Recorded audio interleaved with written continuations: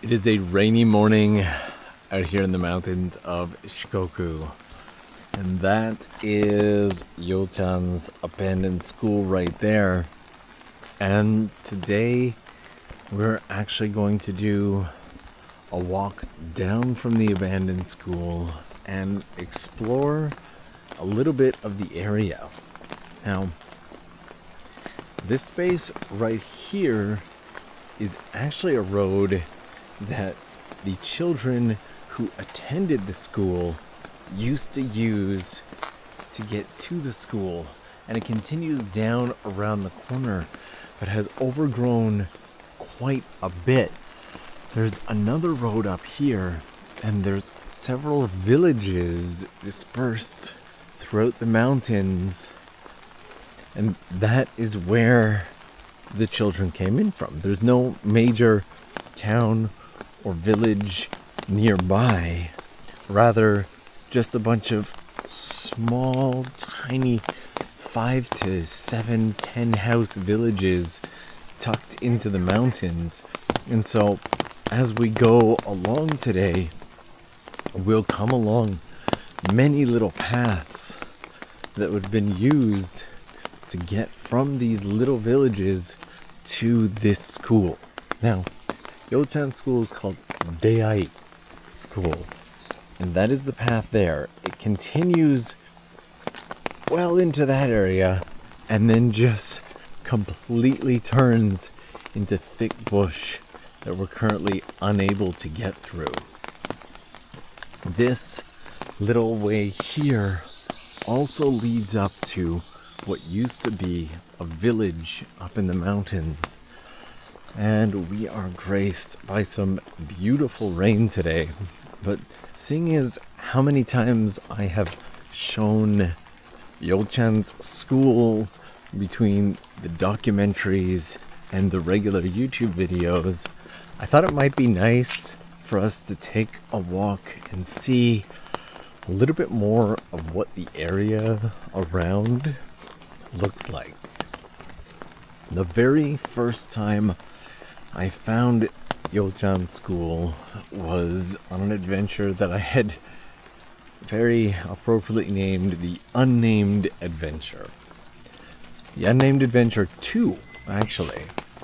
It was originally going to be called the Abandoned Adventure, but a lot of the spots we found along the way just didn't really fit the bill. Didn't match the profile of what I was looking for. And I thought, you know what? We can just call this the Unnamed Adventure. And while there were a series of videos that made it onto YouTube, there's also 1 or 2 secret videos as long as 30 minutes that were put together that showed the entire trip that just never got released publicly. And I may share a link to one of those, but most of these houses here would also have held children that went to Dei school. As you can see, we are very lucky to have a misty mountain morning walk today. It's a little bit cold right now. I'd say it's just a few degrees below room temperature, and we have next to no wind at the moment, which is a huge plus because this can get really cold in the wind. Now, it has been raining fairly solid for 2 days, which means at the moment the water is a rainy, muddy brown there in the river. But when it hasn't been raining, when everything is settled, these rivers are a gorgeous blue, almost emerald color. And it's a fantastic contrast against the mountains. We just came from back in this direction here. And again, while some of these homes are currently lived in, a lot of these spaces have actually completely emptied out. a while back, I did a walk through Ikeda, a nearby town with a beautiful dam. We started on the mountain and made our way down to the dam and across into the city. And Ikeda is by car about a 20-minute drive from the school, so not too far from here. But this school didn't really bring in students from other places. There weren't like a bunch of school buses that came in. It truly was designed for those who lived out in the mountains. As you can see, is a beautiful space, a lovely little riverside Japanese village here, a very tiny village. And there is an onsen down the road, which you could walk, but I believe is about 10-15 minutes by car, if my memory serves me correctly. And the onsen has this giant, beautiful bay window that looks out across. I kind of want to try this. That just gotta hope that we don't slip. Window that looks out across the river and is beautiful. Yo-chan has always said he thinks it is the best onsen in Japan. And when I went there, I could understand the sentiment. The stairs we're doing now, we'll get about a... Slipped a little on those stairs there, made it down safely though. And we're gonna start by taking a little peek down this way. I was gonna say, those stairs get about a 6, maybe 6.5 rating, simply because they are so wet and slippery, and in the exact moment I went to say that, we went down. I want to take a look down this way because there actually is a bus stop out here, so you can come out here by bus if you want to. But Yo-chan, who lived in the abandoned school, highly recommends kind of hiking through the mountains in order to come out here. And as you can see, it's not even really hiking through the mountains, kind of taking the mountain roads to get through here. And just taking this walk alone, you can see why he recommends it. We've been down from the school for less than 10 minutes and it's already a beautiful view. Now, the onsen he talks about, there's actually a sign for it up here. So we'll be able to take a look at that. And looks like there's also a campsite nearby. Mind you, if you're gonna come all the way out to here, I would much more recommend going out to the abandoned school and spending the night there. It's just such a spectacular place to stay. And here's the Dei bus stop right up here on the corner. There's the Iya Valley campsite, and the Iya Valley, this entire area is a spectacular, the entire thing looks like this, all of it. And this is the Matsuogawa Onsen, or Matsuogawa hot spring. And over here, well, we have a little post office and tiny little K trucks and vans coming through. This pathway here, as you can see, it's kind of overgrown up top. But this pathway here is one of the pathways that leads down from the school itself. And then we've got the river over here. I'm curious as to what happens when we turn left up here. because I've never had the opportunity to go in that direction. Every time that I've come out here to spend time with Yotam, the vast majority, with one exception, has been spent at the school itself. We sit back, we play music, we just enjoy the atmosphere of the mountains. Also, ironically, almost every time that I've come out, it has been this kind of weather, other than the first time. First time got lucky, got stars at night, but after that, it has been rain almost every single time.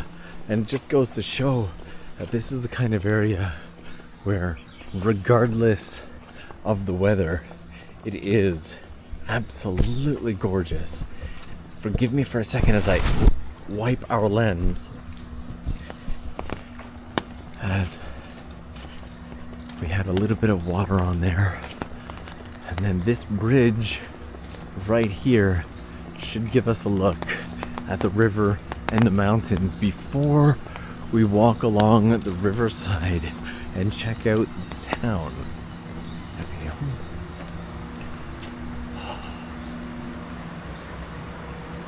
It's a beautiful, beautiful space.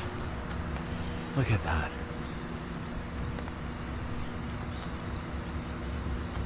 This is a fantastic place just to come out for a little bit of a walk. And this gives us a peek at the village here as well. With 2 days of non-stop rain, the water levels in the river are certainly running high. And while it is unfortunate that I cannot show you the blue, emerald, gorgeous waters, this is still, with the sound of the birds in the background, one of the best walks that we could ask for at a time like this. Now, we are in the 1 million seconds traveling Japan adventure, and in this adventure, this is actually our second abandoned school. In comparison to the previous abandoned school with the secret tunnel hidden behind it, this one has a lot more in the area. When I stumbled upon Yotam for the very first time, I just happened to rock up, find the abandoned school, which is tucked right up here into these mountains, and I found myself just kind of wandering the place, seeing if anybody was there, when Yotan kind of popped up in his pajamas. He was very friendly, asked if I wanted to see his music room, and as soon as I saw it, I envisioned the opening for our first video of him playing the drums contrasted against the quiet of the school. Asked him if I could run to the car and grab my cameras. He said, yeah, absolutely.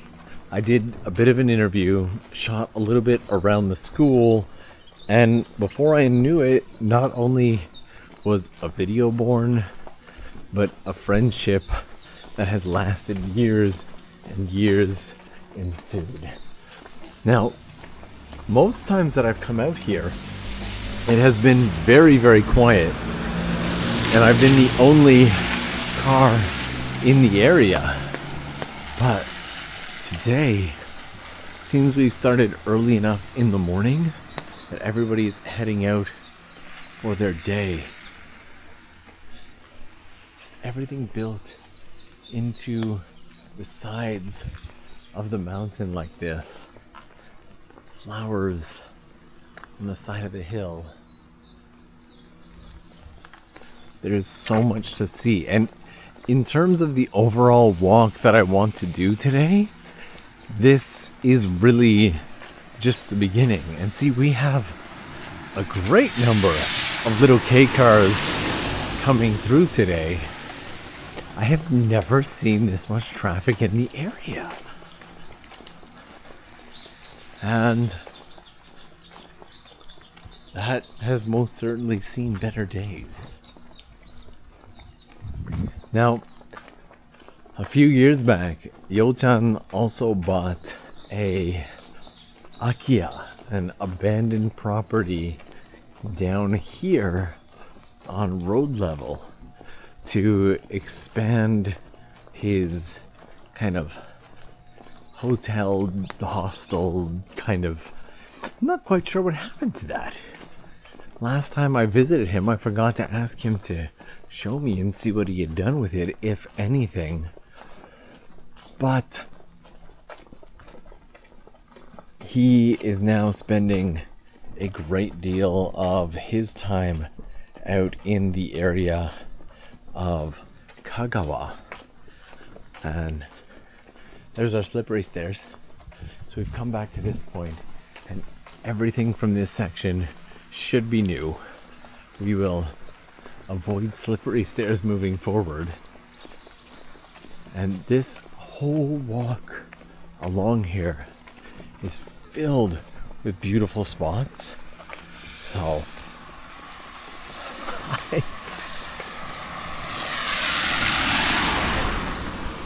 I'm genuinely surprised to see this many cars. Mind you, in all fairness, every time I've come through here, I've walked through here. So I've driven through here, and this is the first time that I'm walking. So that could be a part of it as well. Let's get off to the side so that this bus here can get through. Oh, we're gonna have to back right up as we've got a bit of a stalemate. Oh, he's backing up. Amazing.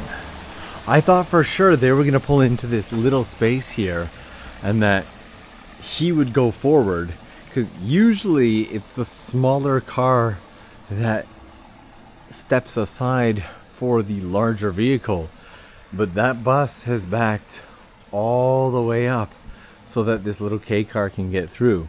And this is actually a fairly common scene within the Japanese mountains, is that you'll have the two cars that just cannot fit in the same road trying to go through, and they'll have to do that. Such a gorgeous space. There we go. And now it'll be our turn to go through. For an area that is just alongside a mountain valley like this, it's actually quite nice to see this much traffic coming through. You know, when we look at these abandoned buildings and seemingly abandoned areas, there's a certain sadness attached to it. And again, we have a set of stairs there that just leads into the thick of the forest. And that one there leads up to that little tombstone. But when you see, like, for example, a Yamato delivery truck just came through there, and means that there are still like active deliveries and whatnot happening out in this area. And so it's really nice to see that this much life is happening. It's really easy to look at this and look at all the abandoned buildings and assume that it's all done, 100% completely finished, all gone. But such is not the case. And because we're alongside the mountain, this is actually built up as a landslide protection zone or landslide prevention zone. And it's not like they have anything special that magically prevents landslides, but one of the things that they do require is that anybody who wants to do any digging or modification of the land in this area must obtain a full set of permits with the proper research and everything done. Look at this. Take a moment just to look at this platform here. This old rickety cement platform. This is likely someone's parking space. And there are so many of these in the area that are just this little slab of concrete with a few support beams that serve now as a parking space. And they'll park 1 or even 2 cars on there. And they always look very questionable as to, how much weight can it hold, especially considering how old it probably is. Now coming up this way, we have another set of stairs here. And all of these stairs just keep leading to things that once were. Things that are no longer. You have these buildings alongside that are just completely overgrown now. And this, at one point, was most certainly not just a bunch of bush. There's a stairway there. It likely led to something that probably went down to the river. And this area is well known for fishing and kayaking. They really make the best of the river space that is here. But with that much overgrowth, it's nearly impossible to guess what it would have been. If you have any ideas, please leave it in the comments section of the video, because I would love to hear everyone's thoughts.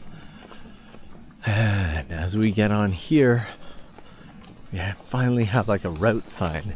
Now, the road here can be a little bit deceptive, and again, we have another pathway that leads down there.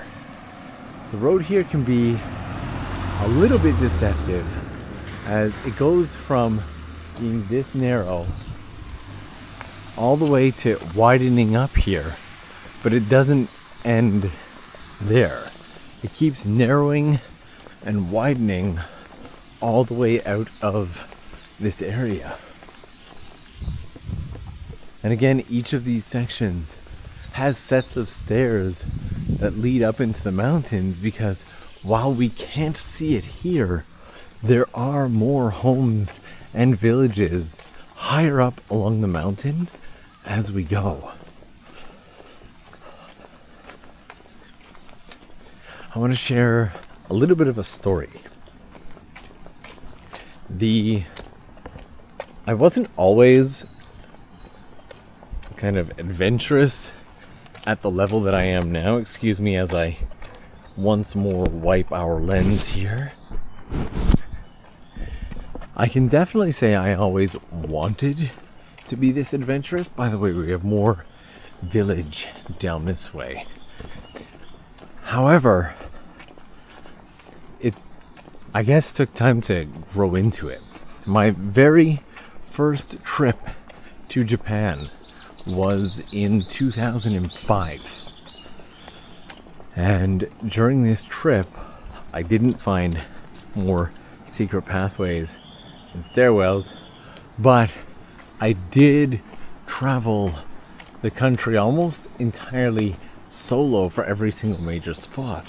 So on my second day in Tokyo after arriving, I managed to take a Shinkansen up to the area of Sapporo.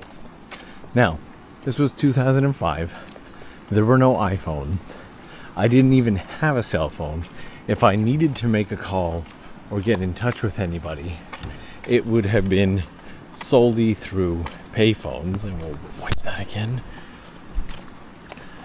And I ran into all these minor disasters along the way. You see, the day that I arrived in Sapporo was my first time being completely and utterly alone in another country in my entire life. And I had so much I wanted to do. I had this long list of places that I wanted to visit. Also, if we took a look, See, there were roads up here. At one point, this here overgrowth was a road, and you can tell because there is an abandoned van parked up there, tucked into the forest.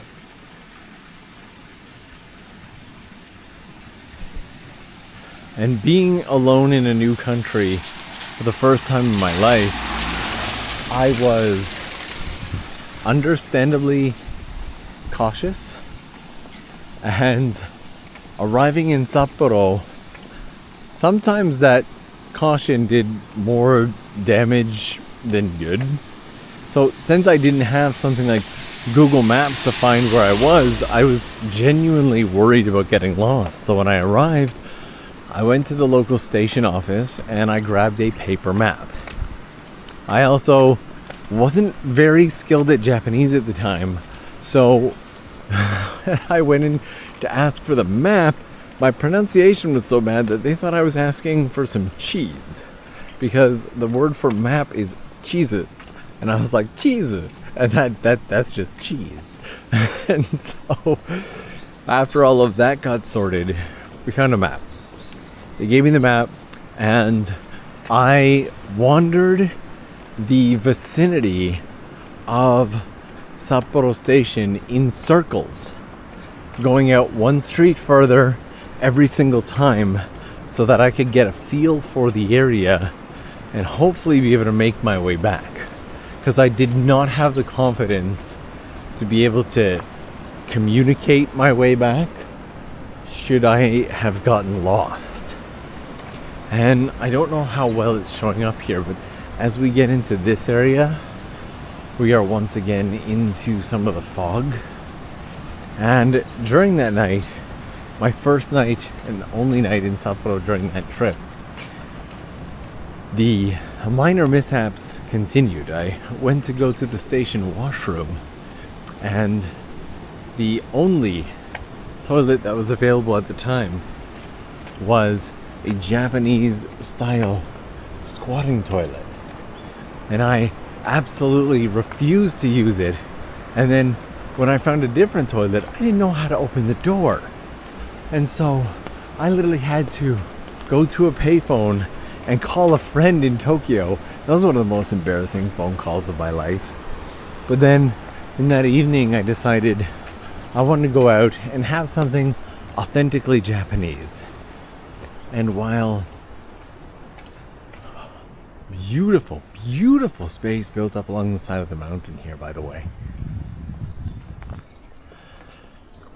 And so I decided to go to a sushi restaurant. Now, there was one major caveat of this trip, and that's I was traveling on an extreme budget. I could afford 1,000 Japanese yen per day. No more. That was all the money I had for the entire trip. And I found a sushi restaurant that outside had things marked for 100 yen, 200 yen, 250 yen, and I thought, this is the place. This is gonna be perfect. I will just go in here. I went in, and had I spoken Japanese, I probably would have said something like, I only have about 1,000 yen. What can you give me within 1,000 yen? And instead, he was like, what can I get you? And I was like, something cheap but tasty. That was all I could do. Cheap but tasty, please. And he's like, okay.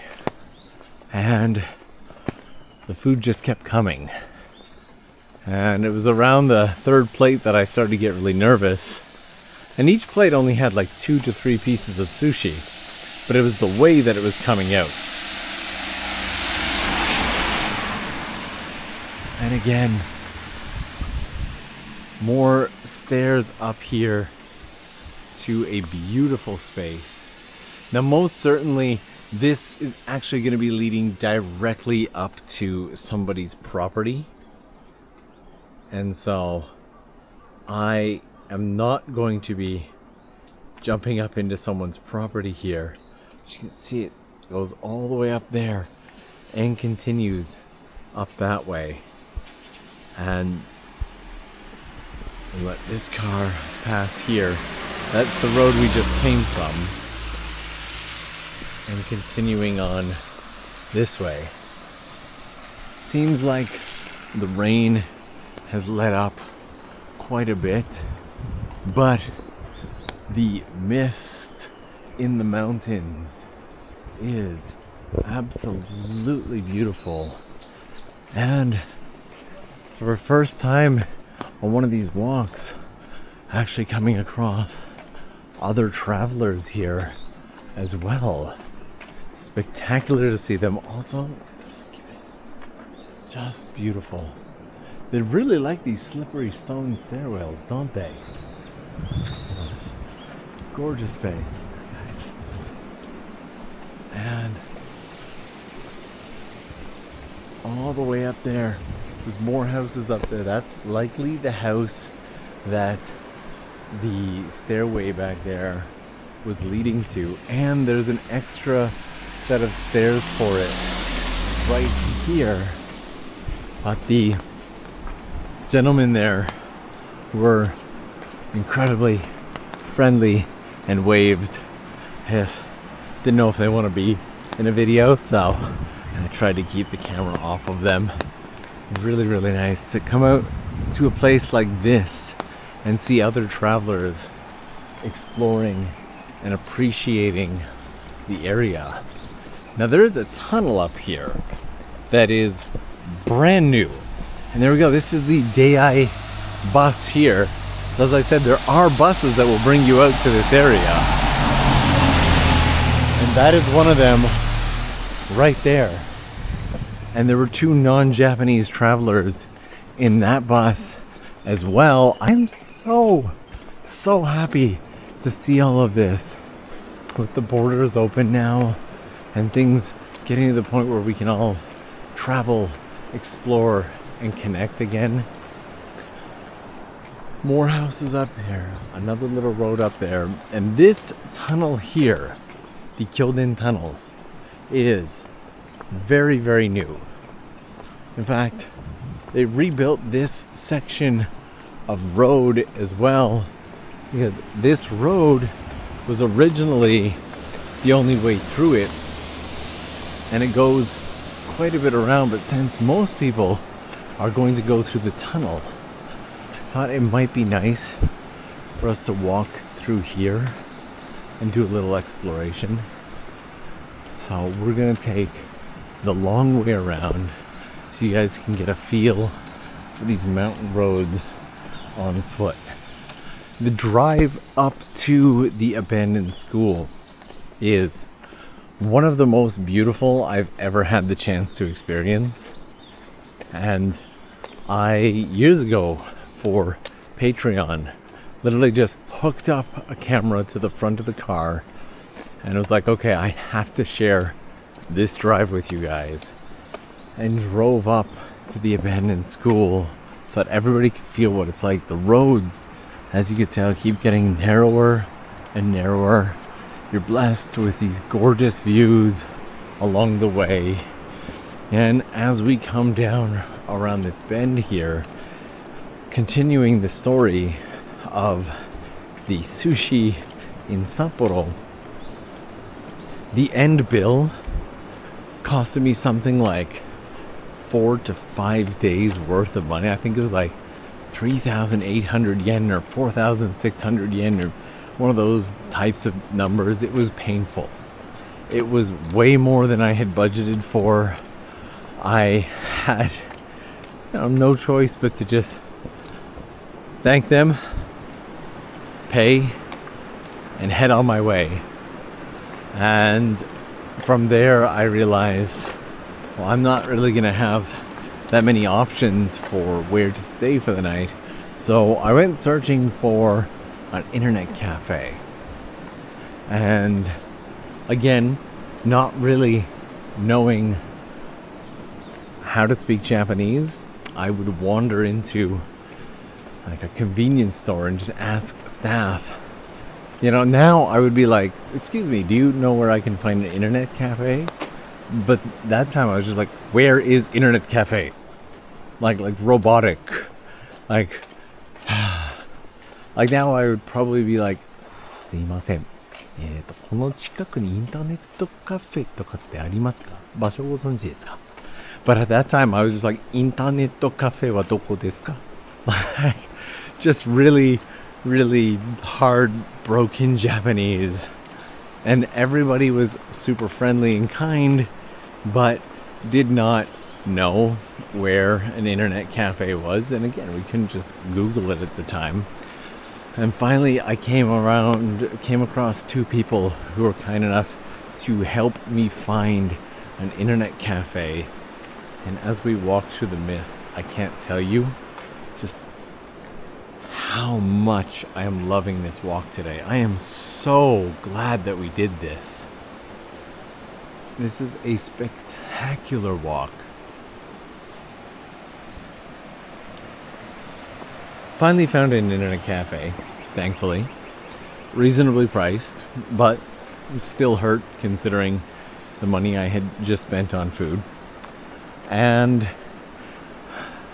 then I did the most embarrassing gaikokujin thing of setting my alarm for the next morning as I slept in this internet cafe and completely sleeping through my alarm. Having the staff wake me up, like kind of shaking me, going, 大丈夫ですか? 大丈夫ですか? Like, are you okay? Are you okay? I must have been completely out. Like, just totally and completely out. Because I did not wake up to my alarm. And judging from the staff's reaction, it seems like it took them a while to wake me up as well. And I felt incredibly embarrassed. And so... it's just... You know, nobody got hurt. There's nothing bad about it. But I felt like such a bother. And then we have more mountain roads that go up the mountains here. And again, this Matsuogawa hot spring is quite popular, so there's always signs for it. But do you see why I skipped us walking through the tunnel? So we can do this? And part of me feels torn. The reason I'm telling these stories is because I remember at that time being so afraid to get too far away from Sapporo Station because I wasn't sure if I'd be able to make it back. I struggled to properly follow maps despite, having learned how to do that. I didn't have the confidence because I hadn't had the experience. And now, after all of these years in Japan and all of these little adventures, I've built more experience. I've had more failure and come out on the other side of it every single time still alive, going, okay, well, we didn't die. Let's push it a little harder next time. And I look back at these memories of the version of me who was afraid to go more than a couple hundred meters away from Sapporo Station because I didn't know if I'd be able to make it back the next day, and compare that to me now, half the time not even checking if my phone has signal anymore, unless it's just like, oh, do I have signal right now? Simply because I know I'm gonna be okay. Obviously, being in a safe country like Japan, I cannot discount the fact that that helps greatly. Japan is a fantastic place currently to be able to travel safe. It doesn't mean it's 100% safe, and it doesn't mean that you should completely let your guard down, but you're a lot less likely to have trouble that you may have in other countries in Japan, thankfully. And is the moss wall that thick? Look how thick the moss has grown on this wall. That is beautiful. And having this walk all to ourselves knock on wood, so far, no cars, also just really brings a lot of peace. But it just goes to show you that outside of those little villages there, how little is really in the area. And I think the documentary I did about Yotan and the abandoned school, the follow-up one 2 years ago, I asked him, I was like, what was this school for? Because there's not a lot around. And he literally said to me, put the drone up. Put the drone up. You'll see there are little villages. Some kids would walk 15 minutes through the forest. Other kids would walk an hour through the forest. There's just so many little tiny things throughout the mountain. And sometimes it's little groupings of 3-4 houses. Sometimes we've got 8 to 10. Sometimes it's like along the river there. And coming back to my conclusion of what I was saying previously, is that having all these experiences, especially, you know, in safe Japan, has helped me build up the adventure that we have now.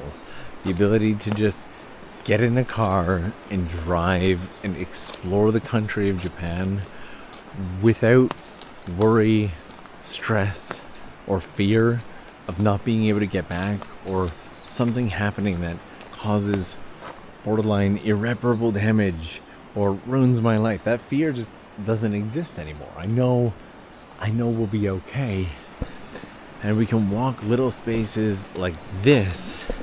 And as I said, like, I would imagine out here we would likely still have some nope, no signal. See, I don't even know. Unless I stop and go out of my way to check. It's not something that is actively on my mind as much as it once was. Now, if you do come out here, again, this is all walkable. You can walk this entire thing. I highly recommend it. A lot of people think you absolutely must come out by car, but if you do come out by car, expect a lot of the roads to be like this. In fact, some of the roads in the area don't even have the guardrails that we have here. Like, these guardrails feel like a blessing. There are roads that are about 1/3 narrower than this, just wide enough for a car, and rather than having a guardrail, we'll just have an edge like that that leads down to a cliff. And so if you're a little nervous about driving narrow spaces or mountain roads, maybe park somewhere nearby and either enjoy the hike up or take the bus. Also, this morning I went out for a little bit of a walk and happened to come across some monkeys. Now, that was fairly early in the morning. We were looking at about 5:15 in the morning when I came across some monkeys. I was kind of hoping we might get some monkeys on this trip. You know, they're not going to come after you. More often than not, they'll actually run away from you. But it would have been nice to have a little monkeyage, but no such luck. So the very first adventure that we did like this was the Unnamed Adventure, followed by the Unnamed Adventure 2. Then we did a giant camping adventure. Sorry, I'm just loving these rocks. And then the last one before this was the I think we traveled for 5 to 7 days and just exploring every place that we could. And on the Unnamed Adventure 2, I actually ended up with far too much content and ended up putting together a 30-minute movie of behind the scenes of how the entire adventure played out. All the extra little spots that we went, how I met Yotam, how we found so many of the spots and the villages. A lot of it was very, very impromptu. And today, while looking through some of the footage trying to find old scenes. There were these spectacular scenes of incredibly dangerous roads and these wonderful scenes of meeting Yo-chan for the first time and and I was looking through old TOKYOLENS videos on the main channel and could not find any of them. And then I got to thinking, was that in the secret behind the scenes movie that I never really released? Is that? I think I'd only ever put it up on Patreon. And at the time, to me, it was just a bit of a behind the scenes for the main adventure. But looking back at it now, that video should have been the main adventure. It was action-packed, filled with little travel secrets, and this is how far we've come down that road there. And it still keeps going around. Amazingly, the tunnel that this circumvents is a very quick tunnel. And it must have been just this short section of mountain that they're like, oh, we could probably just replace all of this with this short little tunnel. Like, you're in the tunnel, and if you blink too long, you're back out of the tunnel. So it must have been a very, like, this must be like a little peninsula style section of mountain here. But it always amazes me when I come out to these. I'll come back to my point in a second, I promise. That these mountain roads that are so abundant out in Japan, somebody built these. And I know it seems like such an obvious thing to say, yeah, somebody built these. Yep. But like this here, there's also a hiking trail that goes down here. I don't know if you can see it, but there is a hiking marker in the trees somewhere down here. I don't know if you can see that pink marker down there. So people come hiking through here still. I'm guessing this little break in the fence here is the access point to the hiking trail, which would most certainly be far, far, far safer if it was not rainy and wet, because one slip and you could be going way, way further down than you want. And there are a ton of hiking trail markers. People hike through here. Amazing. And so that adventure so far is only on Patreon, but I think I may eventually just release the entire thing here on the Explore channel. Maybe in the next couple months.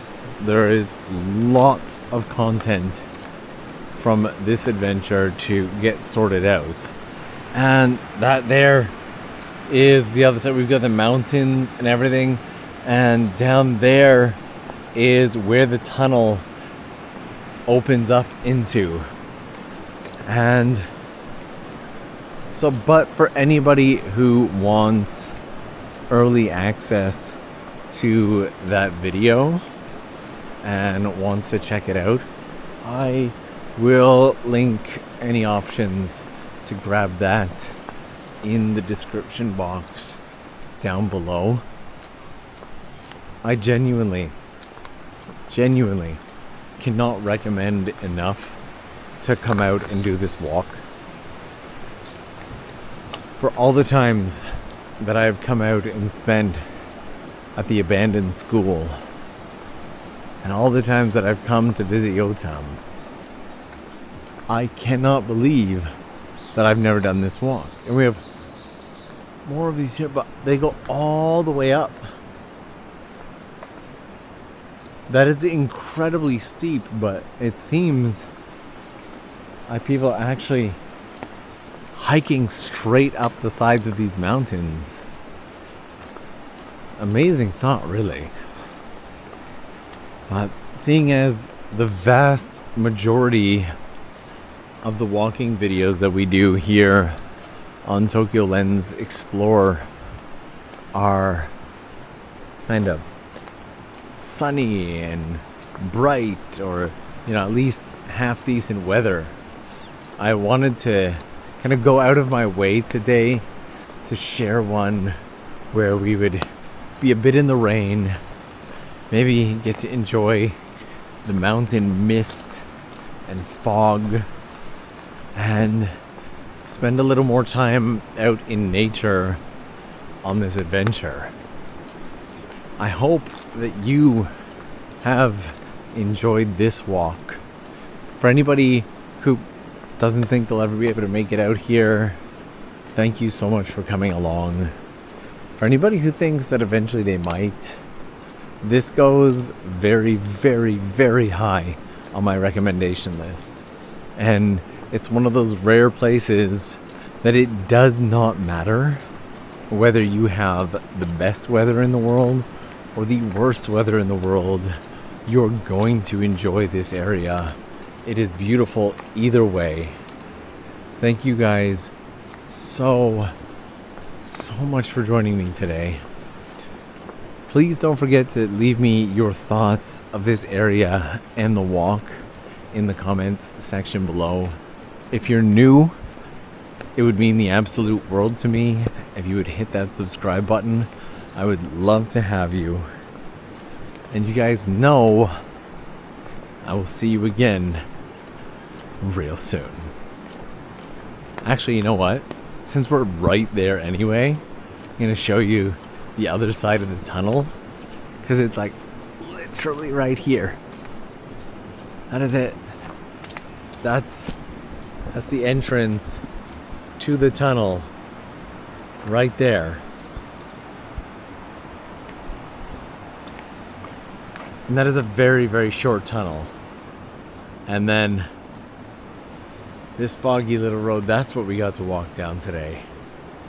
Thank you guys again, and we'll see you real soon.